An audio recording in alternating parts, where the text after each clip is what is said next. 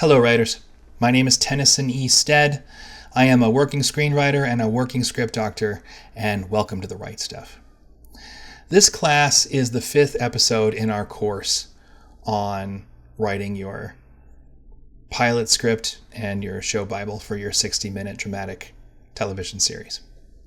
And when we left off last week, you had just finished Act 3 of your pilot script, and your character had driven the story into a hole through their efforts to achieve their goal, whatever that happens to be. This episode is where they get to find a way back out of the hole and develop a new way of trying to achieve their goal. And there's a couple things that we need to discuss here.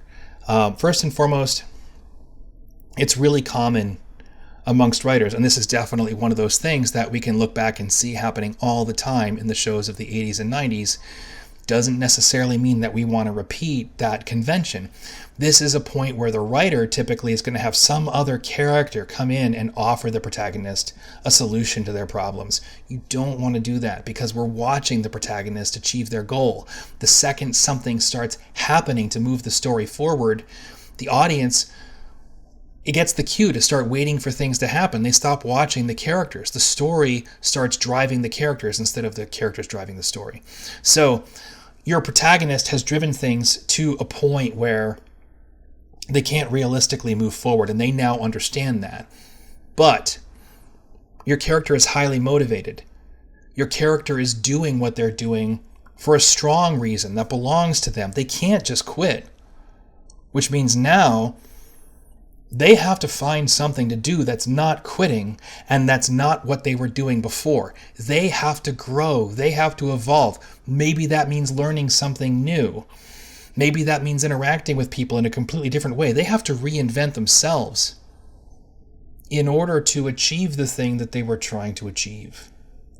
And the efforts to accomplish that evolution wind up driving the 4th act of your show. Something that I really should have mentioned before, but we're going to talk about it now, is that dialogue is action. We, in the very beginning, talked about how we don't want characters sharing their feelings just to share them.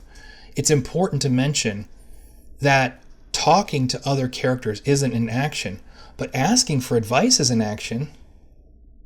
Demanding things is an action. Gathering resources, debating, convincing, bargaining, these are all actions.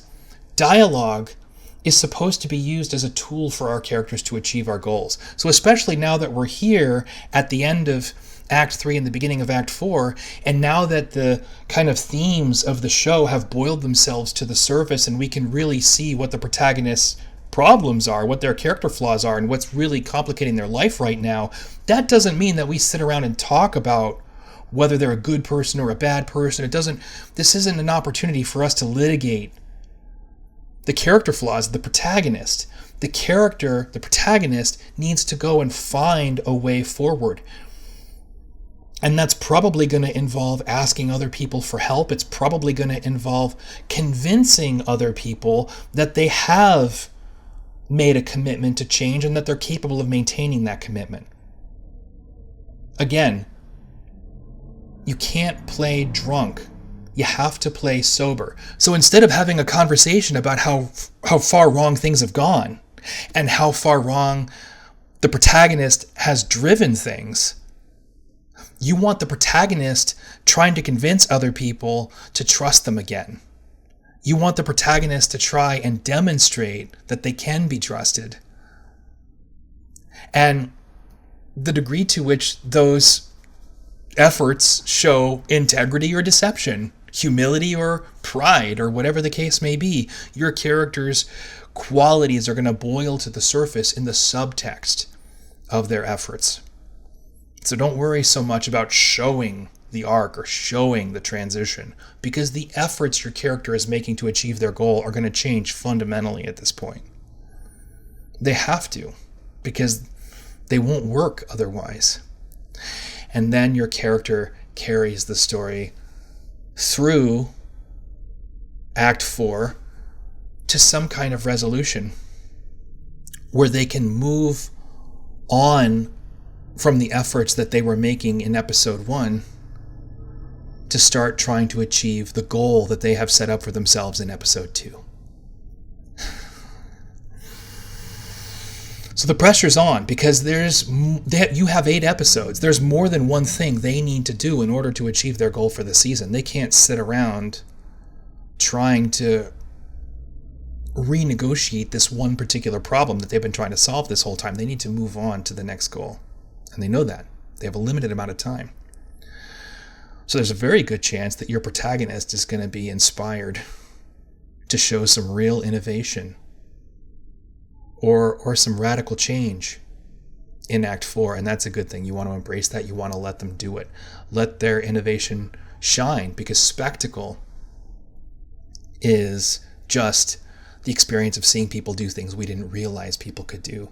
Seeing this actor make this transition and become this new person in order to make this goal a reality shows their dedication. It's inspiring.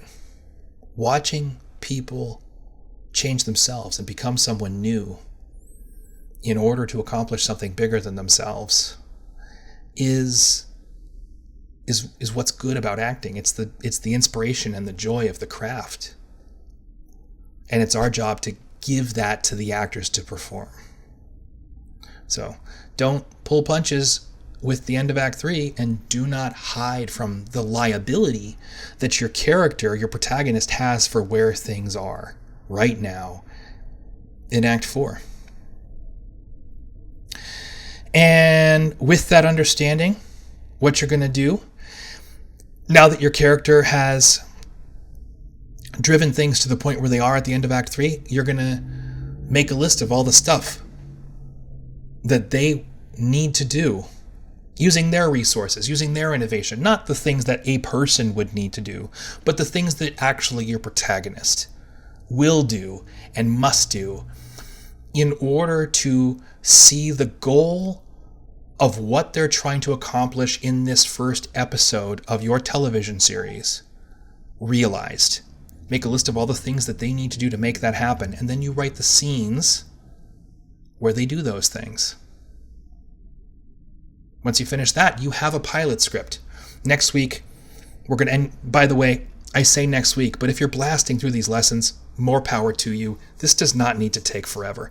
So, you're going to take a second look at the show Bible in light of all the work that you've done on the pilot script.